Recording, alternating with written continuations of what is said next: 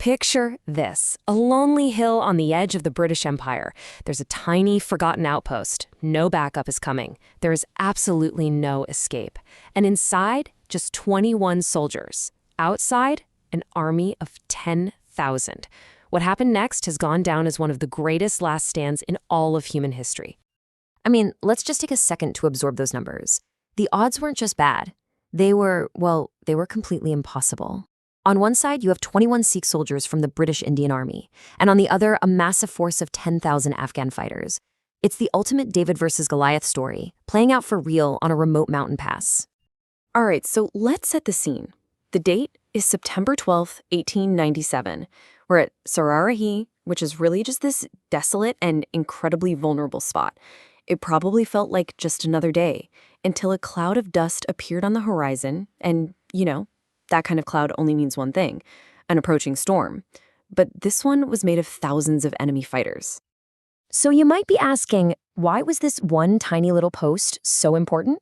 Well, Saragarhi was the vital communication link. Think of it like a relay station.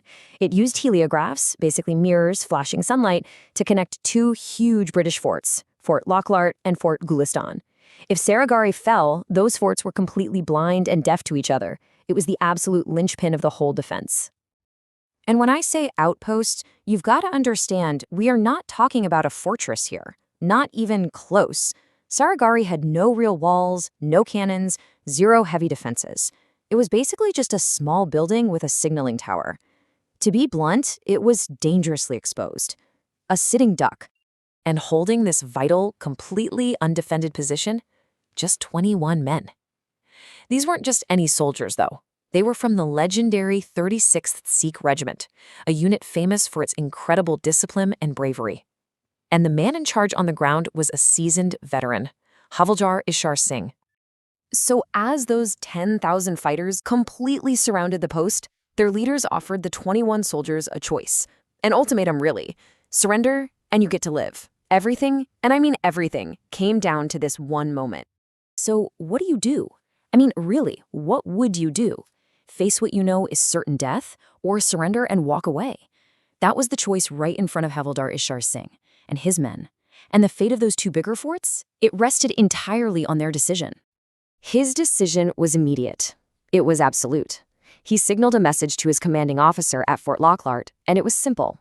We are under attack. We will fight till the last man. There would be no surrender.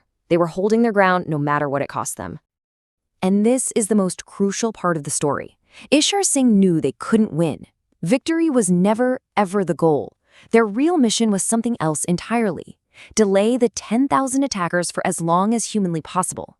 They needed to buy precious time for the main forts to get ready.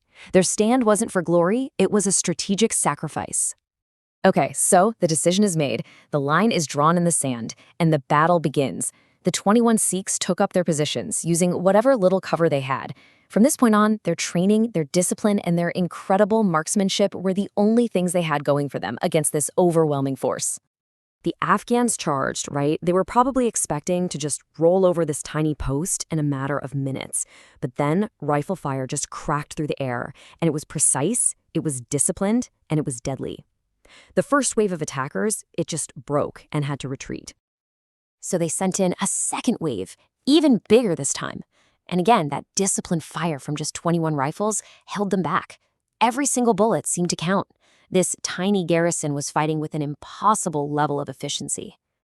A third wave charged, and for a third time, it shattered against the post. The attackers were just stunned. Hundreds of them had already fallen. How on earth were 21 men holding back an entire army? But a defense like this just can't last forever. As the day wore on, ammunition started running low, and the Sikhs were taking casualties. The attackers finally found a weak spot. They managed to set fire to the gates of the main building, which forced a final, desperate, hand-to-hand confrontation. As the enemy finally breached the perimeter, Havildar Ishar Singh ordered his remaining men to fall back into the central building. But he stayed outside, fighting hand-to-hand, a single man against the tide, just to cover their retreat. He literally bought them a few more precious seconds with his own life. And then there was one. The last man standing was Signalman Gurmukh Singh, the man who had been relaying every single detail of the battle all day.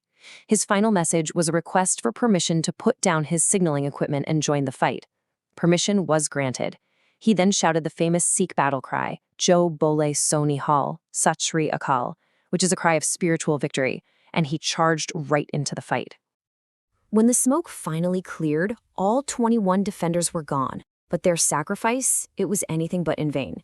In fact, the impact of their stand would echo through history. Let's just look at the raw numbers here, because they tell an absolutely incredible story. 0 Sikh survivors out of 21, but they inflicted over 600 casualties on the attackers.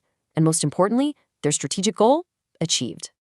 That's right. Their incredible 6-hour-long stand delayed the Afghan army just long enough for reinforcements to get to Fort Gulistan.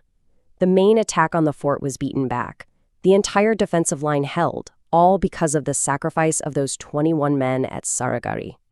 And the world took notice. The bravery of these 21 soldiers received the highest recognition possible. Every single one of them was posthumously awarded the Indian Order of Merit, the highest gallantry award an Indian soldier could get at the time. Their story was told in the British Parliament, and to this day, it's still studied by military strategists as a perfect example of a last stand. So, no, they didn't win the battle in the way we usually think about winning, but their actions came to define what words like courage and honor really mean. By choosing their duty over their own survival, they forged a legacy that would far, far outlast the battle itself. And that really leaves us with a final thought, doesn't it? Is victory just about who's left standing at the end? Or can it be measured by the mission accomplished, by the critical time that was bought, and by the sheer honor displayed in the face of truly impossible odds? The story of Saragarhi really challenges us all to think about that very question.